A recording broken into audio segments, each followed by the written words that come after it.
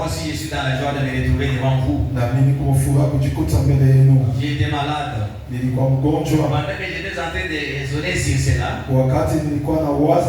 je me disais, beaucoup de gens sont des écrans.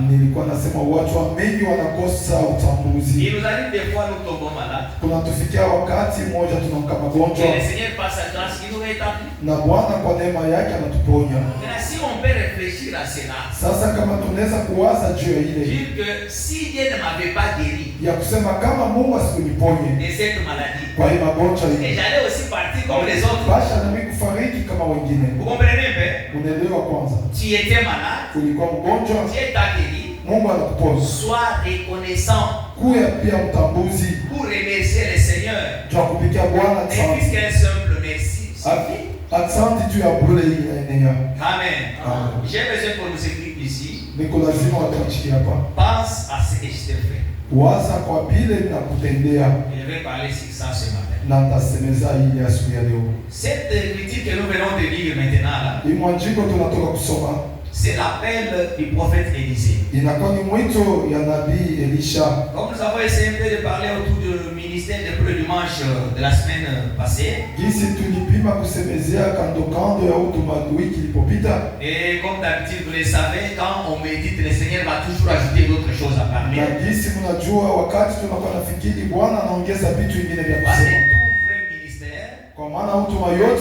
Ne manquera pas quelque chose à dire au peuple de Dieu. Et je sais que ce matin, comme vous êtes là, votre Seigneur ne manquera jamais de vous consoler avec sa parole. Cette histoire, c'est l'histoire d'une personne qui a été appelée par Dieu. Mais son appel n'était pas un appel direct. Élisée a été appelé par Élie. Et c'est lui qui devait le succéder dans son ministère. Il était un assistant ministériel. Mais ce qui m'étonne quand je méditais sur ça, c'est la façon dont on l'a appelé pour servir le Seigneur. On peut lire cela. Premier roi chapitre 19 verset 20. Et Élisée quittant ce père, après Élie, et dit, laisse-moi embrasser mon père et ma mère, et je te suivrai. Et lui répondit, va et reviens, car pense à ce que je te fais. Est-ce que cette église est ici? L'appel de Dieu dans la vie d'un enfant de Dieu, c'est quelque chose qui dépasse l'entendement humain. Si réellement Dieu vous a appelé, l'appel est plus que l'argent. L'appel est plus que tout ce que vous pouvez avoir. Parce que nous qui sommes venus de familles pauvres, il y en a ceux qui prennent leur appel au ministère comme un gagne-pain. Comme quelque chose qu'ils vont commencer à faire pour gagner l'argent. Mais cela n'est pas le cas avec cet homme d'Élisée. Élisée, il était venu d'une famille aisée, d'une famille de gens qui avaient un peu de moyens. Mais après avoir reçu l'invitation, c'est comme quelque chose comme ça. Élie l'a trouvé en train de travailler dans le champ de son père. Il a pris seulement son manteau et il a frappé comme ça. Et il dit, pense à ce que je te fais. Un homme qui était prédestiné à suivre Dieu, un homme qui était dans la pensée de Dieu avant la création du monde, pour qu'il vienne au Seigneur, ça ne demande pas beaucoup de cérémonies. Parce que son cœur au départ était déjà préordonné. Le fait dont la manière dont il a réussi l'appel,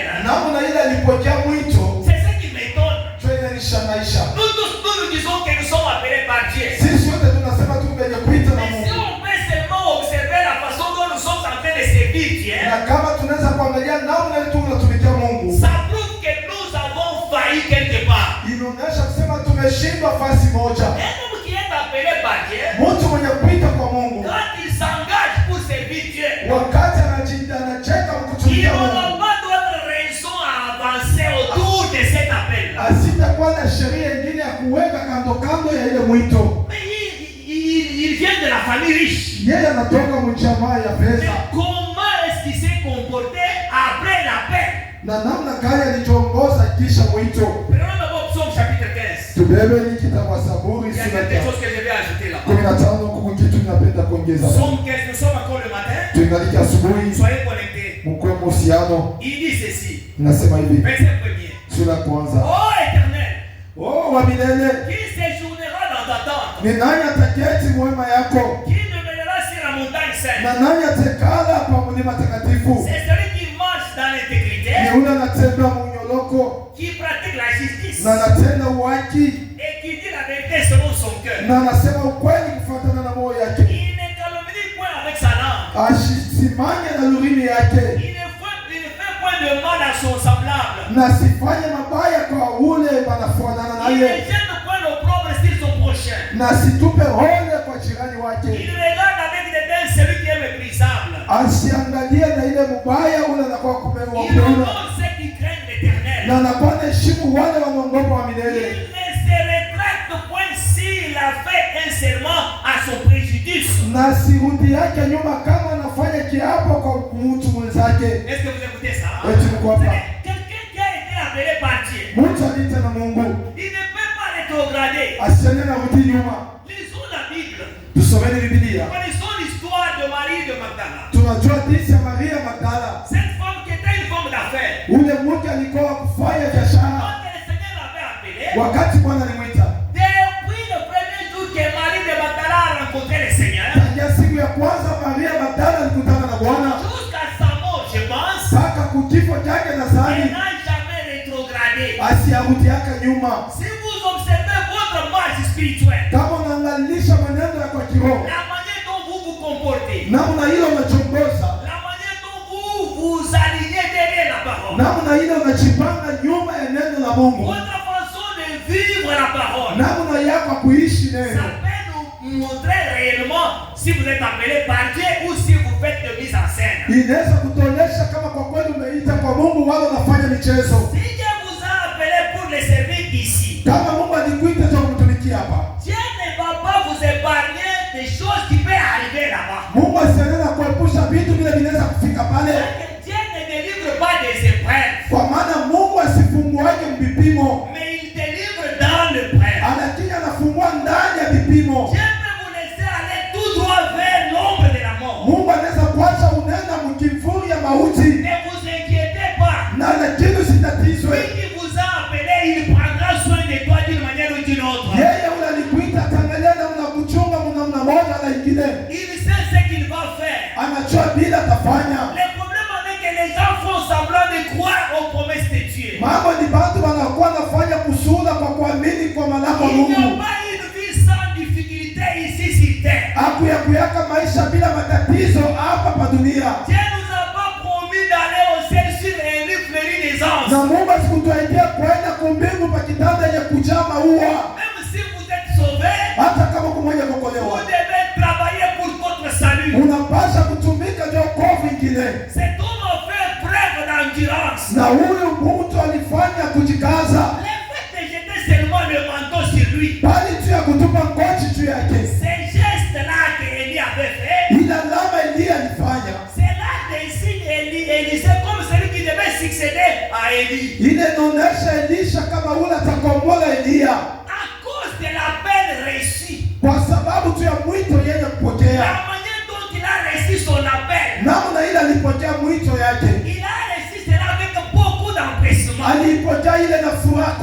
Il a considéré l'appel plus que les affaires de son père.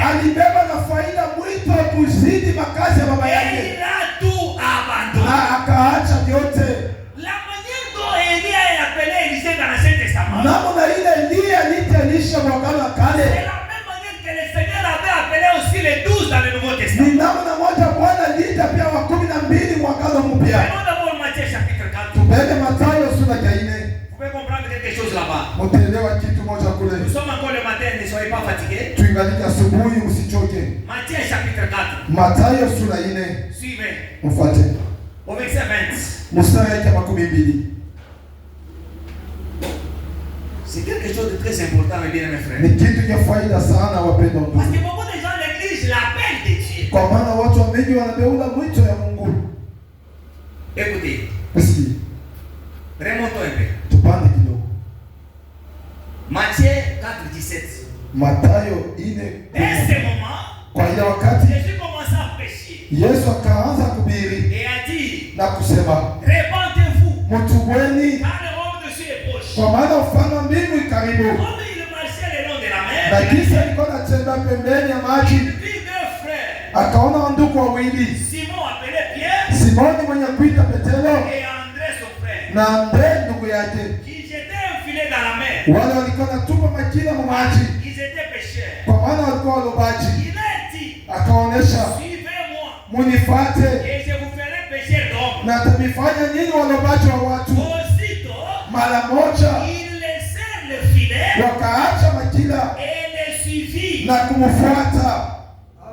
Cette église est ici. Eti kanisa kwao. J'ai toute fort que beaucoup de chrétiens de quoi servant avec ils sont appelés par Dieu. Na shakia sana ya kama Wakristo wengi waamini tu maskani wenye kuita na Mungu. Moi, je crois de tout mon cœur Ninaamini na roho yangu yote que Dieu continue à appeler les gens. ya kusema Mungu anaendelesha tena kuita watu. Amen. Amen. Vous savez, l'appel au ministère Unajua mwito ya utuma et l'appel tout court, na mwito tu ya bure hii c'est la même chose. ni vitu vimoja. Que Dieu bénisse. Amen. Il n'y a pas la différence. Hakuna achanisho. Maintenant, ce que je vous avais parlé au cours de la semaine. Sasa ile nilisemeza katikati ya wiki. Un homme qui a écouté la voix de Dieu, Mtu anasikia sauti ya Mungu. il sera fidèle à ce qu'il a appelé. Atakuwa mwaminifu kwa Mungu na alimuita. Il ne peut pas trahir son appel. Asinena kosea mwito Il yake. ne peut pas trahir la confiance que Dieu lui a donnée. Asinena kosea tumaini na Mungu alimupa. Même si on lui présente beaucoup d'argent Hata kama wanamleta pesa mingi. pour abandonner Dieu, Cho kwa ajili ya il ne Mungu. doit pas accepter. Asitechika. Parce qu'il trouve que cet appel est avantageux plus que le bien de ses Kwa morts. maana naona kusema ile mwito inakuwa na faida kuzidi vitu ya dunia. Regardez ces gens qui étaient appelés comme moi et vous. Mwangalia watu walitiwa kama mimi na nini. Le Seigneur les a trouvés en train de faire leur business. Bwana aliwakuta wao wanafanya kazi yao. Après l'appel, Kisha mwito. ils ont tout abandonné Mara moja wakaacha vyote. pour suivre le Cho Seigneur. kufuata Bwana. Amen. Amen. Et vous connaissez ce qui est arrivé après. Na mnajua ile ilifika baadaye. Écoutez, Usikie. la vie que Dieu nous a donnée, Uzima Mungu alitupa. ou la vie que Dieu nous a promis, qui est au-delà de cette vie de courte durée, Wala uzima ile Mungu alituaidia na kwa juu ya ile uzima mfupi. est tellement importante que tout ce que nous sommes en train de faire. Inakuwa na faida kabisa kuzidi vyote tunakuwa nafanya. Si vous voulez faire des projets, Kama unapenda kufanya mipango, vous pouvez faire et réussir. unapenda kuweza, Si vous travaillez, kama unatumika, vous pouvez travailler et prospérer. unaweza kutumika na kwenda mbele. Mais faites attention. Lakini kebanye, Le travail de l'homme sans Dieu est nul. kazi ya mtu bila Mungu inakuwa ya bure. Donnez-moi un avis. Amen. Je sais pas, vous connaissez la Bible. Nadhania unajua Je Biblia. crois que ça doit être dans Jean chapitre 15. Nadhania inaweza kuwa Yohana C'est le 6:5. vrai âge qui a dit ça. Haiko malaika alisema vile. C'est le Seigneur. Ni Bwana. Je vais amener cette église à servir Dieu. Nous tous, dans cette année 2026, chacun doit servir Dieu de sa manière. Napenda kukokota kanisa sisi wote, kila mtu anapaswa kutumikia Mungu kwa namna yake. Est-ce que vous aimez servir Dieu? Amen. Suivez d'abord. Mfuate kwanza. C'est quelque chose de très important. Ni kitu ya faida kabisa. Jean chapitre 15, Yohana sura ya verset 15 5. mstari ya 5. Je suis le saint. Na kwa mchi Vous, vous êtes les sarments. ninyi mnakuwa matawi. Celui qui demeure à moi Yule anadumu ndani yangu et en qui je demeure na wawili mimi natawala, porte beaucoup de fruits. anakuwa anatosha matunda mengi. Kwa maana Sans moi. bila mimi Est-ce que vous êtes ici? eti Mungu hapa. Mettez maintenant ton travail là. Sasa weka kazi yako. Ah, Kwa maana le métier que tu as là. kazi leo kunayo. Sans Jésus, Bila Yesu vous ne pouvez rien faire. wewe hutafanya chochote. Moi, chaque fois quand je lis cette écriture, Ni wakati yote tunasoma maandiko. je demande au Seigneur Ninaomba Bwana que rien ne mette obstacle dans ma vie chrétienne.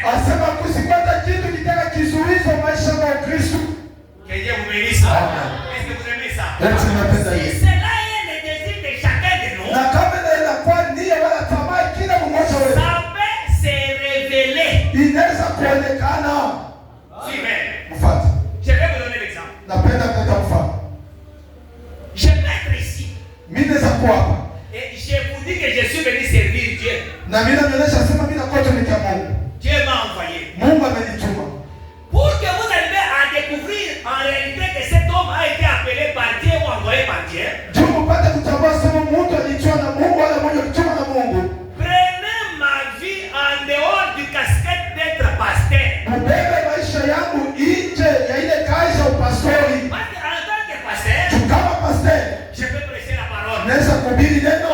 Tout comme n'importe quel autre pasteur peut prêcher la parole. Kama pastori wote anaweza kuhubiri neno. En dehors d'être pasteur. Sasa nje ya upastori. Prenez ma façon de venir. Mbebe namna yangu ya kuishi. Je dois être modèle. Napasha kuwa mfano. De brebis. Wa bakondolo. Je vous donne l'exemple. Na mipacha mfano.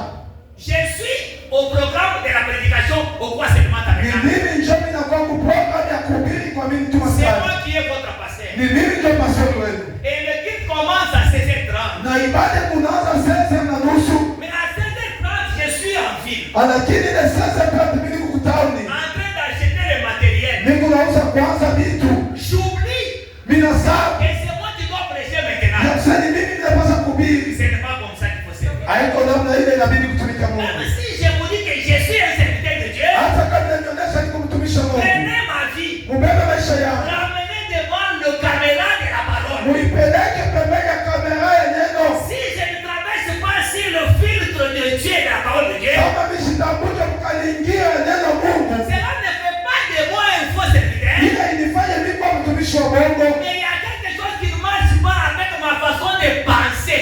Lakini Mungu kitu kiendeke na namna yangu kuwaza. Est-ce que vous comprenez? Wewe unasikia? Je vais vous dire quelque chose. Napenda nieleze kitu. Vous savez nos alliances ici. Mnajua magano yetu hii. Ce sont des symboles. Inakuwa ni maalama. J'ai vu à Kinshasa. Niliona kukinchasa. Des femmes mariées qui se prostituent avec des anneaux en or. Pour moi c'est en argent, mais en or. Niliona kukinchasa wanawake wenye kuolewa na fau sharati na magano ya dhahabu.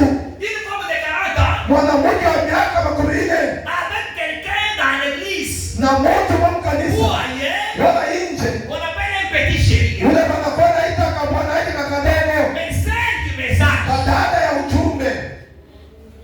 Que Dieu bénisse. Ah. Quand vous trouvez une telle femme. Wakati napata mke namna ile. Mari. Mwenye koleo. Avec son nom. Na bwana wake. Et ses enfants. Na watoto yake.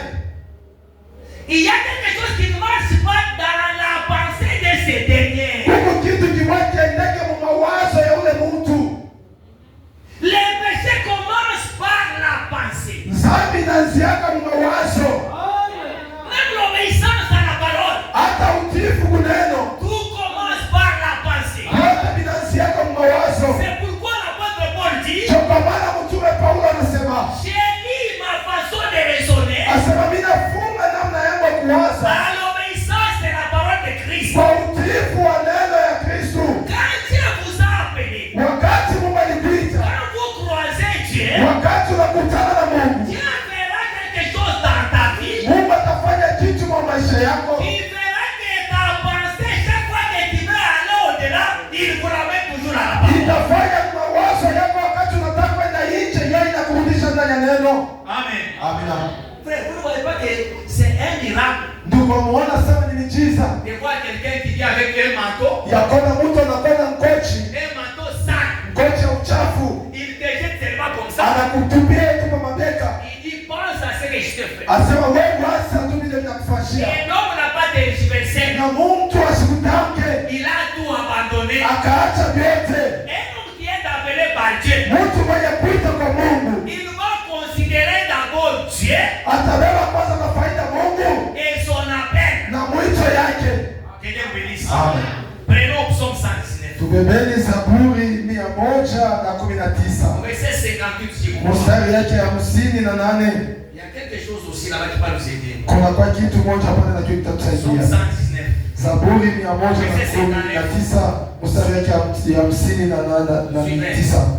J'ai réfléchi à mes voies. Na kwa fikiri kwa njia yangu Et je dirige mes pieds vers tes préceptes. na naongoza miguu yangu mu mahamri. Les expériences passées. Ile maonjo ilipopita. Les choses qu'on a vécues avec Dieu. Vitu vile tuliishi pamoja na Mungu. Sur notre chemin chrétien. Munjia yetu Kristo. Ça peut vous fortifier. Inaweza kujenga. Mais dans la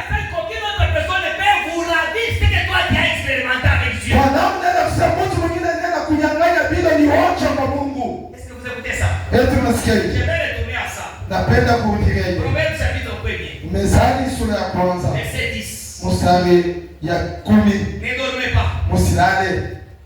Il dit ceci. Nasema hivi. Proverbe chapitre 1er verset 10. Mezali sura ya kwanza mstari ya 10. Mon fils, mwana wangu, si des pécheurs veulent te séduire, kama watenda dhambi wanapenda kutongoza, ne te laisse pas gagner. Usichache kuvutiwa. Amen. S'ils disent, kama wanasema viens avec nous, kuya uende pamoja nasi, faisons des ambitions, tuweke mitego, faisons qui sont, tumwage damu, tendons de piège, tuweke tena vikwazo, à celui qui se repose en main sur son innocence. kwa ule anakuwa na keti pale pasipokuwa na kosa, Engloutissons-les tout vif, tuwaue wanakuharibisha wazima, comme les séjours des morts, kama ile siku mauti, et tout entier comme ceux qui descendent dans la fosse. na wote kama wale wanashuka mchimu. Nous trouverons toutes sortes de biens précieux. Tutapata mali ya kila namna, Nous remplirons de butin nos maisons. na tutajaza manyumba yetu na Il y mali. aura ta part avec nous. Utakuwa pia na sehemu yako pamoja Il nasi. y aura une bourse pour nous tous. Kutakuwa ile mali ya kutenda sisi wote. Mon fils, Mwana wangu, ne te mets pas en chemin avec eux. usijenge munjia pamoja nao, Détourne ton pied de leur sentier. pinduza miguu yako munjia yao, Car les pieds courent au mal. kwa maana miguu yao inafanya kimbia kwa mabaya, Ils sont à te répandre les sangs. wanakuwa haraka kumwaga damu. Ici, c'est le problème de fluence. Hapa ni mambo ya ufuto, Tout commence par le passé. yote naanza mawazo. Vous voyez, derrière cette parcelle, Unaona nyuma hii mpango, il y a une maison approximative de l'autre côté. kunakuwa nyumba moja kusimama. C'est jeune homme est déjà mort. Mwenye ule kijana cha kufa Il a construit ça dans 2 mois et c'était fini. aliijenga miezi 2 na malizika, Mais les gens du quartier ne connaissaient pas son travail. lakini watu ya mazingira wa kuiweka kazi yake. Il avait une vieille voiture de couleur jaune. Alikuwa na gari kubwa ya zamani ya rangi ya jaune, Et à chaque 18 heures, il sortait avec sa voiture na kila digital alikuwa anatoka na gari yake pour retourner à n'importe quelle heure. cha kurudia kwa wakati yote. Bref, Kwa il kifupi, était un chauffeur de bandits. alikuwa tu yule alikuwa anatembeza wajambazi wa mwizi. Quand on entre dans la maison de quelqu'un, on prend des écrans, c'est lui qui transporte pour acheminer cela. Wakati wanaingia nyumba mtu anaiba vitu, ni yeye anavibeba cha kwenda vipeleka.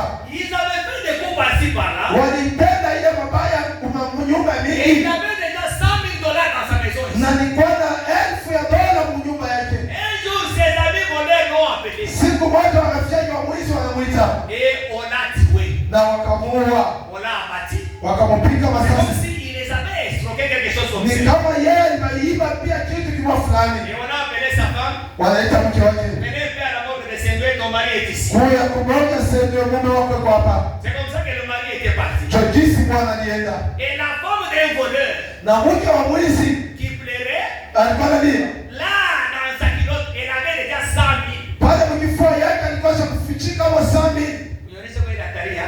vitu moja alikuwa tere. Bibi na 100 000 dollars. La femme avait $100,000 cachés. Hatari ya kweli. Elle va vraiment pleurer. Et on a vu sa belle-mère et les membres de sa famille en train de s'embrier. Wanaona mama yake mke na banduka jamaa ya bwana yake yuko na kauka, yuko na nguka. La femme était calme. Mke yuko pale mwenye kutulia. Ni nini? C'est quoi?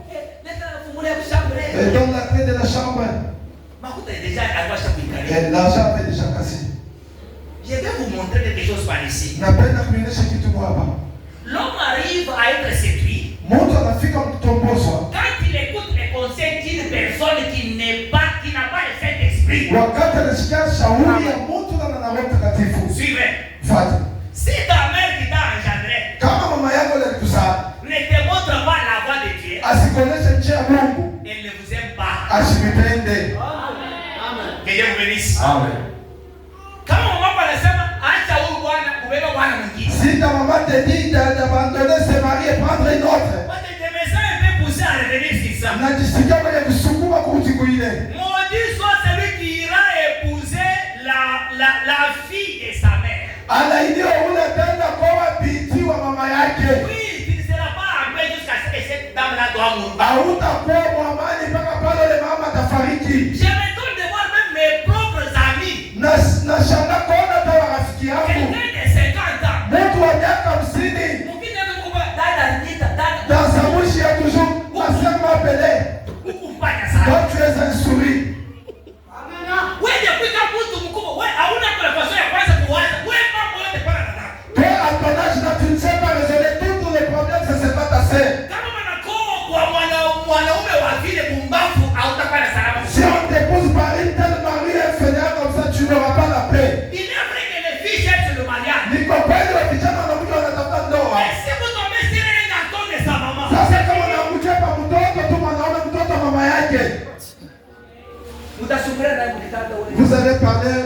je le dis.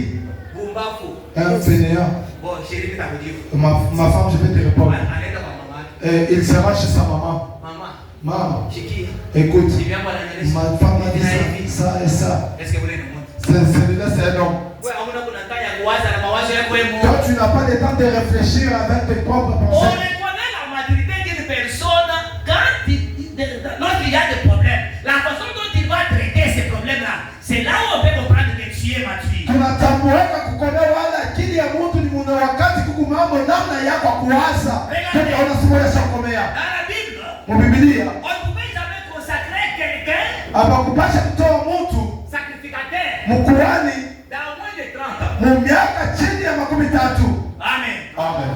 Et ces 30 ans, na hii miaka 30 la Bible, kufuatana na Biblia, c'était l'âge de la maturité. Ilikuwa ni miaka inaonyesha sema huyu amekomala. Maintenant les 30 ans selon nous. Sasa hii miaka kufuatana na c'est pas ces 30 années que nous comptons ici. Hii miaka 30 tunaona hapa.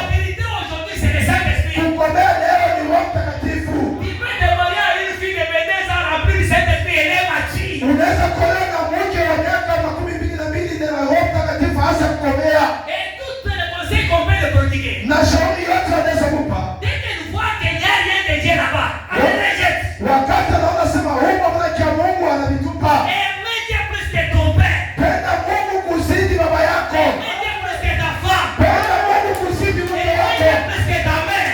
Penda Mungu kuzidi baba yako. Je vous dis la vérité. Na nionyesha ukweli. Attention frère. Mkienda yake ndugu. Il peut penser que unaweza kusaidia kama je suis en train de dormir avec une fille de 22 ans. Ninakuwa nalala na binti wa 22. Kumbisha kulala na mamangu wa 70 ans. Mama uchitaa avec une maman de 70 ans. Yule bibi yule subiri na bibi yake ilikuwa inakalesa mama. Tusa kachupana avec elle, elle donne à l'église sa maman. Il a une mariage. Ça ce n'est pas un mariage. Je vous dis la vérité. Na nionyesha ukweli. Et je vois pourquoi beaucoup de gens souffrent dans le monde. Naona kwa nini watu wengi wanatesa Mungu. Parce que les gens ne veulent pas chercher à trouver des solutions à leurs problèmes selon ce qu'ils pensent. Nichubaka mapenda kupata jibu kwa mambo yako kufuatana na vile baba anawaza. La femme peut avoir l'idée de la maturité. Na mtu anaweza kuwa na ile mafikiri ya kukomana. Dès que la femme vous expose ce qu'elle pense selon sa façon de comprendre. Wakati mwanamke anakuonyesha bila nazania mwanamke yake kuelewa. Ne soyez pas complexés. Hapana tu kwa mtu haya. Ne rejetez pas tout en bloc. Hapana kukatana vyote. Prenez. Beba. Raisonne avec tes pensées. Uipokee na mawazo yako. Et réponds. Na unafikiri na mawazo yako kisha ujibu. Est-ce que vous aimez ça? Eti unapenda ile. Kama unaona mtu asipende kumwonyesha verite, ule mtu ana mtu. Voici tu vois quelqu'un qui n'aime pas la vérité, celui-là ce n'est pas un homme. Même si c'est ma mère qui m'a engendré. Hata kama ni mama yangu ile nizala. Maman, le chemin que tu commences à emprunter devient dangereux.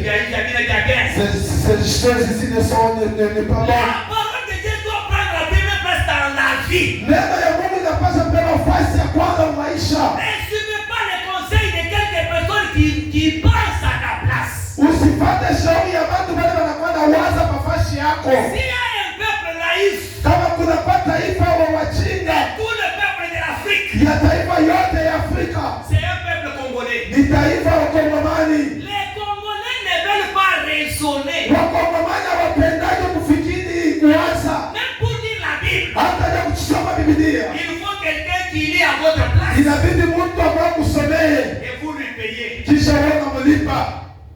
C'est ce qui se passe dans les églises. Ndio inapatikana makanisa. Vous n'avez pas du temps de rester calme. Hauna na wakati kubaki mwenye kutulia. Pensez quand même à ce que Dieu a fait dans ta vie, ce que tu es. Kuwaza kwanza vile Mungu anakufanyia maisha kile wewe uko. David dit, Daudi anasema, quand j'ai réfléchi à mes voies, wakati ninakuwa na uwaza njia yangu, je dirige mes pieds vers tes préceptes. Ninaongoza mikono yangu maamri zako. Dieu fait chaque chose bonne à son temps. Na Mungu anafanya kitu kyote kizuri kwa wakati yake. Regardez. Mwangalie. Une fille de 2 ans. Mtoto kidogo kwa miaka 2. Une année et demie. Wa mwaka mwana nusu. Comme Fabien qui est là. Kama mtoto Fabien. Remarquez sa façon de jouer. Mwangalie namna yake ya kucheza. Elle aime la popine. Anapenda popine. Elle l'habille. Anapenda anamfika. Elle fait dormir. Anamlalisha. Et chez les jeunes garçons, na kwa vijana wanaume, lui qui est comme papa quand il joue, yeye wewe kwa sababu baba yako wakati unacheza, il laisse sa voiture là-bas. eko na gari yake pale, eko na itengeneza. Toutes ces choses là, c'est la prédestination. Inakuwa ni baadaye. Quand vous ouvrez la chemise là de faveur là, wakati unafungua shati ya faveur, tu verras qu'il n'y a pas de sein. Utaona sema pajilani yake hapana maziba. Mais où est parti les seins? Sasa maziba kwa wapi? Les seins sont là. Maziba iko hapo iko ndani. Ils attendent le moment favorable pour sortir. Inachuma wakati ile itatimia tu itoke. Pourquoi n'allez pas vite pour enjamber des étapes? Ndio kwa maana mshende mbio ndio kwanza kutambuka mafasi. Si ça n'est pas le temps de Dieu, Kama ina wakati ya Mungu, restez tranquille. baki tu utulie. Attends-toi à Dieu. Ujichukulie tu kwa Et Mungu. Dieu te bénira. Na Mungu atambariki. Pourquoi nous sommes pressés? Kwa nini tunakuwa haraka? Et l'attitude de l'église aujourd'hui, même les prédicateurs, nous sautons comme des grenouilles sans position. Na leo hali ya watumishi na kanisa tunakuwa na lugha safi una ya sifa msimamio. Est-ce que sommes-nous conscients de celui qui nous a appelés? Eti tunakuwa na samiri ya ule ni Twitter. Qu'est-ce que nous avons? Sisi tuko na nini? Wamenyo Élisée baba yake alikuwa na makuta. Élisée son père a fait l'argent. Sasa shiba leo. Mais nous aujourd'hui, Tunatafuta kutumikia Mungu bila kupata makuta. nous cherchons à travailler pour Dieu ou nous cherchons d'avoir l'argent. Lui a tout laissé. Yeye niacha vyote. Pour quelle parole? Chana lokal. Seulement ça. Paka chui. Pas ça, c'est que je t'ai fait. Waza kwa vile ninakufanyia. Il y a des gens ici. Kuku watu hapa. Pour venir à l'église, Soko ya kanisa. il faut qu'on les supplie. Inabidi kumsihi kumbembelesha. C'est le problème de ton âme. Bali inakuwa tu ni mambo ya nafsi Je yako. vais vous révéler quelque chose. Mungu anaweza kufunulia kitu. Il y a qu'une seule église. Tunakuwa na kanisa On moja. ne peut pas sortir. Mule wenye natoka. C'est l'église corps mystique du Seigneur Ni Jésus. kanisa mwili ya Bwana Yesu Kristo. Et là, nous n'adhérons pas. Na mule tuingie. Nous naissons comme des enfants. Mule tunakuwa nazaliwa kama watoto. Et une fois que vous êtes nés de nouveau, Na mara moja nazaliwa upya. vous avez droit à toutes les bonnes choses que votre Père vous a promis. Unakuwa na uwezo wa vitu vyote vizuri vile baba yenu alivyoitia. Nous sommes héritiers de toutes les promesses de la Bible. Tunakuwa warithi ya manako yote ya Biblia. À condition que Kwa kanuni tu. notre façon de vivre, Namna yetu kuishi. notre façon d'agir, Namna yetu kutenda. doit être positive. Inapaswa kuwa mzuri. Que Dieu vous bénisse. Amen. J'ai lu le message intitulé Le prophète Élisée. Nasoma ujumbe yenye kuita Nabii Elisha Du 23 juillet ya le 23 juillet 1954 soir. 1954 jioni. J'ai lu le paragraphe 7, deuxième partie. Paragraphe 7 sehemu ya pili. Écoutez. Usikie. Et maintenant, Na sasa voici un point sur lequel je souhaiterais insister pendant quelques instants. mwone nukta ile ninapenda kukaza kwa dakika moja kidogo. C'est concernant les croyants Ni kwa sababu wa uaminifu qui s'accrochent aux incroyants. wale wanakuwa na matana na wakutokuamini. Quelqu'un de gens d'amis. Quelqu'un qui ne prie pas. Mungu na Il shombaki. va te donner quel genre de conseil. Atakupatia shauri ya namna gani? Si les gens qui prient, Kama watu wale kunaomba leur pensée n'est pas encore correcte. mawazo yao yako mzuri. Qu'en est-il de quelqu'un qui ne prie pas? Sasa Mungu na yashombaki. Vous vous attachez à quelqu'un qui ne prie pas. Mungu nenda kuungana na Mungu na Il va shombaki. te prodiguer quel genre de conseil? Atakupatia shauri ya namna gani? Que Dieu vous bénisse. Amina. Les croyants qui s'accrochent aux incroyants, Waaminifu wale wanaambatana na wasipokuamini. eh bien cela ne marche pas. Sasa ile niendeke. Dieu n'aime pas ça. Mungu apende ile. Dieu a dit, Mungu alisema. sortez du milieu des incroyants. Utoke mkatikati wa kutokuamini. Voyez-vous, Unaona? vous ne pouvez pas le mettre ensemble Amanena chuweka pamoja nao. les jours et la nuit. Usiku na uchana. Vous ne pouvez pas non plus mettre ensemble la foi et l'incrédulité. Amanena kuweka pamoja imani na kutokuamini. Et quand vous trouvez l'incrédulité, Wakati unakutana na kutokuamini, ça s'accompagne de la haine. inakuwa mpaka yenye kwenye kusindikiza na chuki. Vous voyez d'où vient la haine? Mnaona kule unatoka chuki. Le manque de pardon, Kukosa kusameheana. ça vient par l'incrédulité. Mungu natoka tu kwa kutokuamini. L'incrédulité s'accompagne de la haine. Kutokuamini kunakuwa kwenye kusindikiza wala kunenda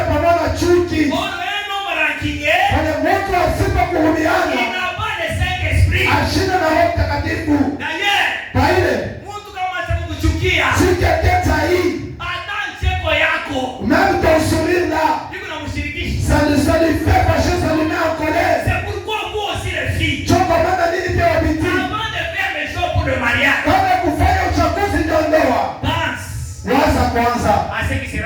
Kwa ile itakuwa baadaye yako, kesho yako. Mimi katakata mambo hapa. Kijana mwanamke anaonyesha mwana yake. Il est en train de m'énerver vraiment. Pourquoi? Parce qu'il est cool. Lorsque tu l'acceptais, toi tu n'avais pas pensé. Beaucoup de gens pensent toujours en retard. Watu wanapenda wazee mingi wanawazee mpaka nyuma. Est-ce que vous aimez la vérité? Vous aimez, mnapenda ukweli? Mnapenda ukweli? Les Congolais ne pensent pas. Hawawazake. Je vous dis la vérité. Naonyesha ukweli. Depuis quand? Tajia wakati gani? Avez-vous déjà vu un peuple Wewe mwanaka taifa qui va prendre leurs voisins yule nenda baba wa jirani wao pour venir voler le minerai? kwa kuiba mali mwinchi hapo. Wewe shapana mtoto eko na beba babandi juba kwa baibe baba yake. Avez-vous déjà vu un enfant prendre les bandits pour qu'il vienne voler son propre père? C'est ça la rébellion qui est à l'est là-bas. Si Dieu il est rébellion kumambo ya est. Et les Katangais, Na Katangais comme ils n'ont jamais vécu la guerre, kisa waishaka mvita waonaka mvita. ils réclament. Wewe nasema bakuya taumu. Wewe ushaona mamangu wa 70 ans. Avez-vous déjà vu une maman de 70 ans Bego na mvioler. qu'on est en train de violer? Acha kuzala. Elle a déjà abandonné de mettre au monde. Chini chuki. C'est la haine, non? Bale bantu bena kula mama meto mangu. Ces gens-là qui sont en train de déshabiller nos mamans, Kwa bale mwangu na hii. ce sont ces gens que vous vous appelez. Bakwa kwanza kutufuria babibi yetu mangu. Ils viennent ici pour déshabiller nos femmes. Koko Sakiri. Est-ce que vous aimez la vérité? Et tu m'appelles au quoi? Si il y a un peuple qui ne raisonne pas, Kama kukutaifa ya c'est iwazake les Congolais. ni bakongomani. Demandez aux Kivusiens. Muulize baka mjibu. Ces jeunes gens wazalendo là, Wale mavijana wa ce wazalendo sont des jeunes qui ont vu leur maman être déshabillée à leur ni yeux. wavijana waliona mama yao kupatia utupu mu macho yao, Et ils se sont révoltés. na sasa wakasirika, wakabeba masilaha. Mon peuple comprendra toujours en retard. Taifa yangu itenea mpaka nyuma. Ne soyez pas quelqu'un qui va raisonner après. Usiba mtu nataka kuweza mpaka mambo ya kupitaka Avant que les problèmes n'arrivent, kabla mambo yapate kufika. pense les pour et les contre. Waweze kuwaza mzuri na vibaya, C'est ce qui va nous donner l'équilibre. ndio ile itatupatia ile kusimama wa ekilibre. Si je fais ça, Kama mimi nafanya hivi, si mon pasteur apprenait ça, kama pastori wangu anasikia sasa nilifanya si hivi, les membres de ma famille apprenaient kama ça, wenye mambo wa jamaa yangu wanasikia hivi, vous savez la réputation, mnajua heshima c'est quelque chose de très très important. inakuwa ni kitu cha maana cha faida kabisa. Ne détruisez pas votre réputation, Hapana kuadabisha heshima yako, parce qu'elle ne reviendra jamais. kwa maana haitarudiana tena hata siku moja. S'il y a un peuple qui ne pardonne pas, Kama Mungu taifa ile yapata marudia c'est naye le peuple congolais. ni taifa wa Kongomani. Mchuma nionyeshe. Attendez, je vais vous dire. Mnayo mama mwene tunafanyaga kumanyumba huko. Vous connaissez le problème que nous faisons dans nos maisons. Bantu banaijuaga na banaonaka. Les gens connaissent le vent. Sabena na misi. Nilikuwa nafikia hapa Il est déjà mort. ashakufariki. Sa femme injuriait le locataire. Bibi yake alikuwa anatukana wale wa locataires. Ule bibi nionyesha sasa hivi pour tawala de locataire. Vous savez que je vous avais dit ici qu'elle incitait les locataires. Mais quoi? Ils sont ici. Bibi anawewa gofi anafungia bantu ngulotire anabafungi. Et la femme prend un cadenas et ferme la barrière, enferme les gens dans la clôture. Locataire asema yo banaanza kutombana. Et le locataire voulait parler, comment ça se bat. Bwana anakuja olia kuuliza hata bibi yako anafanya nini haya ni jambo. Le mari arrivé, au lieu de poser la question, lui aussi directement dans le combat. Et les voisins observent. Sasa walokataire wajirani wanaangalia siku moja. Il a osé de postuler. Alipima kwenda kupostile. Commencez d'abord par le locataire là. Anzia mbele kwa pale wa mpango yako. Nani atakuvote? Qui va te voter? Na ile reputation yako ya mavi. Na ile heshima yako mbaya. Vous voyez? Mnaona? Gardons nos réputations. Tuchungeni heshima yetu. Gardons notre réputation. Tuchungeni heshima yetu. Tu raisonnes comment avant de faire quelque chose? Unawezeka namna gani kabla kufanya? Avant de poser un geste, Kabla kufanya tendo, pense waza mbele. à ce qui viendra après. Kwa vile vitakuja baadaye. Que Dieu bénisse. Amen. Est-ce que vous aimez ça? Amen. Continuons d'abord. Tuendeleshe kwanza. On peut ensemble. Atendena weka pamoja. La foi et l'incrédulité. Imani na kutokuamini. Là où on trouve l'incrédulité. Pale tunapata kutokuamini. L'incrédulité s'accompagne de la haine. Na kutokuamini kunaendaka mpaka pamoja na chuki. Mwenzako anakuwa mzee ya bien. Ton ami porte une bassin riche. Kama unamaliza tu tie bien habillé. Wewe kama unamaliza wangu unafanya vizuri. Utapoteza nini? Qu'est-ce que tu vas perdre? Ah, ça. Hivi ni vya kushinda. Mtu achike kuna roho nguvu. Amen. Unapita kila mkubamba. Tu as vraiment niveau de toucher. Chuki. Amen. Amwene kusomea kwa esprit ya chuki. Kile upenisi. Amen. Mtu kama anakuchukia. Hajita kusikilia huruma hata. Il n'aura jamais pitié de toi. Na mimi kama kwa mwanamke namna hii. Mwanamke kutokuamini. Yule kuna chuki. Mimi nilikuwa na mke wa rafiki yangu. Bwana yake kile kwa ni muikana. Mwanamke yule alikuwa mke wa mastajabu. Mes frères, vous n'avez jamais vu le mariage ici. Il y a certaines manières tu peux te réveiller, c'est pas comme ça, tu chasses ta femme. Et même si tu refuses le divorce, toi pas seulement. Na mielesha ukweli. Mwanamke alikuwa anafanya. Le mari paye un habit. Elle a cousu ça. Elle a porté. Et son mari voyage. Et elle reste vendre cet habit-là. Dans le quartier, elle connaît la personne qui a cette robe de la même couleur.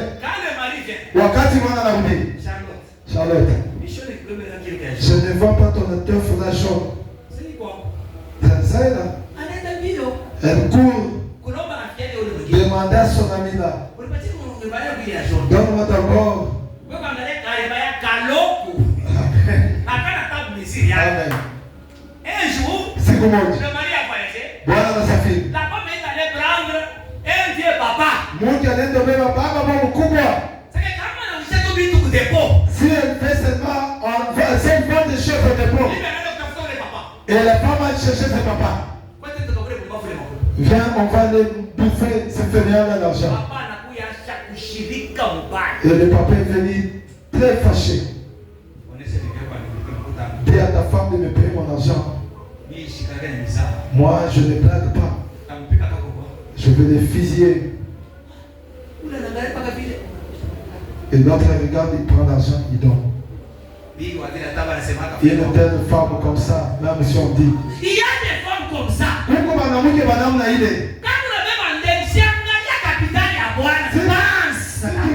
tu vas prendre un crédit, regarde d'abord le capital de ton mari. Avec son salaire, vous serez remboursé. Beaucoup de gens souffrent. Pourquoi ça comme la fanya mambo? Les Congolais se battent toujours dans des choses mauvaises. Avec vos histoires de commissionnaires ici. Na mambo ile ya commissionnaire. Moi je n'aime pas les commissionnaires. Mie sipendake.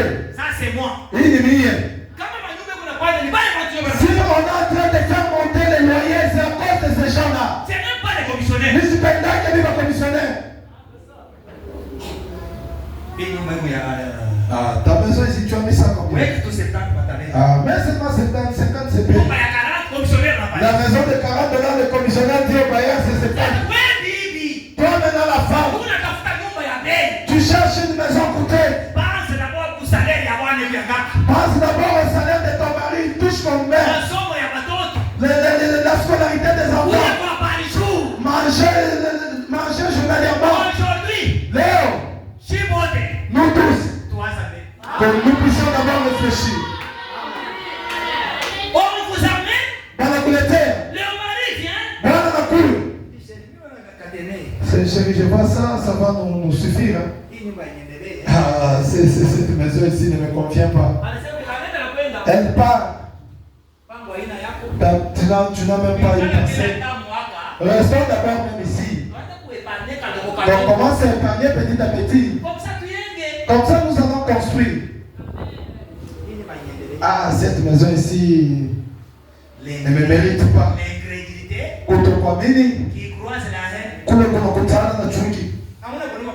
Il n'y a pas la pitié là-bas. C'est pourquoi vous allez voir les messieurs rester toujours des symptômes.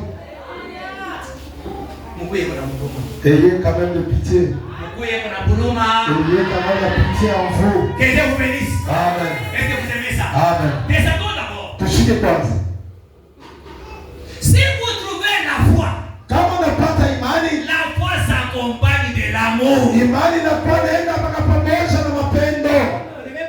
Mapendo. Donnez-moi une amitié. Unipa amina mzuri. Quand l'amour crée la foi. Kwa maana mapendo yanakuwa naumba imani. Et sans la foi, na bila imani, eh bien, mzuri, vous ne pouvez pas avoir l'amour. Hawezi kupata tena wala kuwa na mapendo. Amen. La femme de mon grand frère, bibi yake mkubwa yangu, sa maman était une femme très voleuse. Mama yake alikuwa mama mwishi kabisa. Anakuya. Elle est venue. Je lui ai dit, donne-moi d'abord l'argent de ton mari que tu as vendu ici. Maman. Que moi je vole mon mari pour te donner toi. Que je détruis mon mariage à cause de toi. Toi tu as déjà fait ton carrière, c'est déjà fini. Laisse-moi aussi vivre ma vie avec mon mari. Est-ce que vous aimez ça? C'est ça, non? Dieu dit. Ouais, vous dominez papa n'a pas foi. Toi tu as dominé papa et papa est décédé. Ton carrière est terminée. Tu veux que je domine aussi mon mari? Non. Hapana. Nous sommes en train de combattre contre ces esprits. Tunakombanisha ipepo hii.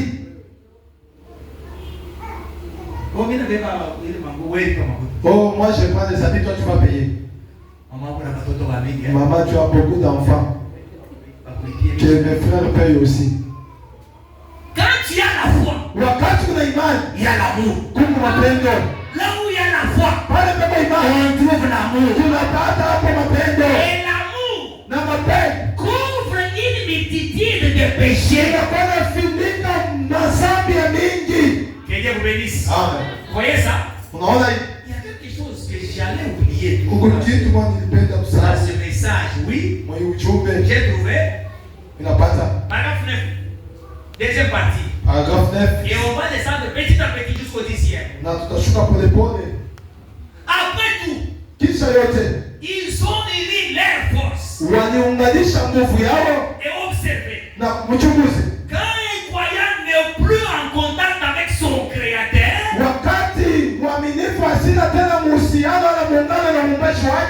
avaient une réserve d'eau pour 7 jours. Et ils sont allés au désert.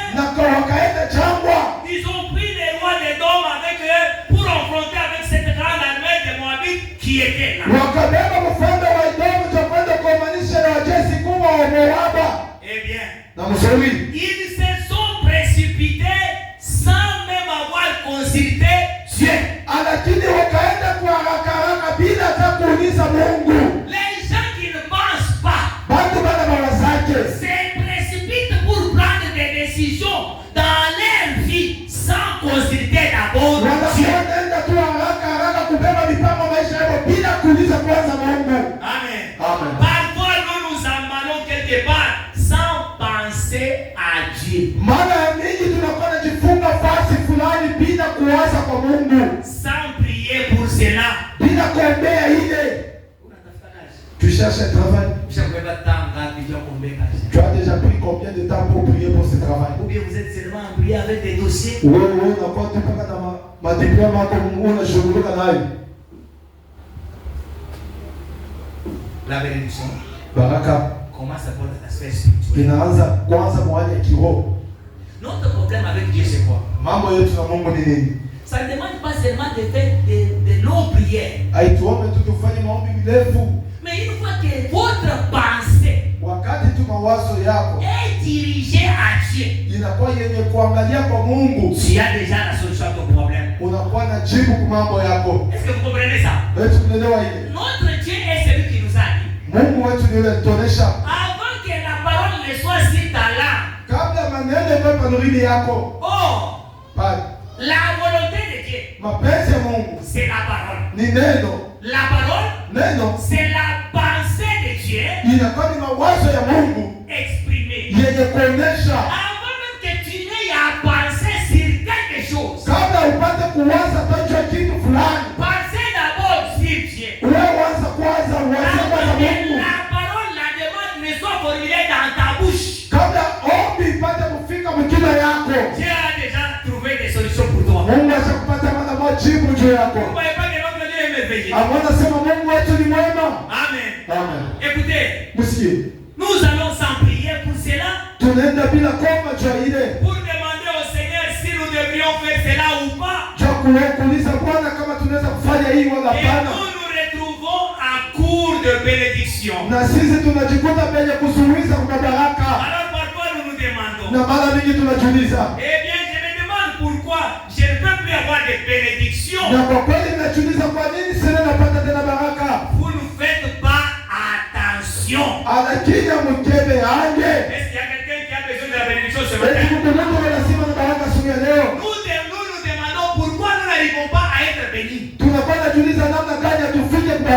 Ici le prophète nous dit, vous ne faites pas attention. Vous vous êtes relâché dans la vie de prière. Ce qui fait que les gens n'arrivent pas à être bénis. Les gens ne font pas attention, surtout du côté spirituel. Quand vous vous relâchez dans votre vie de prière. Est-ce que vous êtes ici? Vous êtes relâché dans la vie de prière. Mais vous dites toujours, je suis un chrétien. Eh bien, c'est le plus grand signe que vous devriez prier plus que jamais. Celui qui a besoin de la bénédiction ne fait pas semblant de dire j'ai besoin de la bénédiction. Remontez votre régime de prière plus que jamais. Lisez la Bible chaque jour. Priez chaque jour. Ne prenez pas de décisions trop à la hâte ou trop vite sans avoir premièrement consulté Dieu à ces sujets.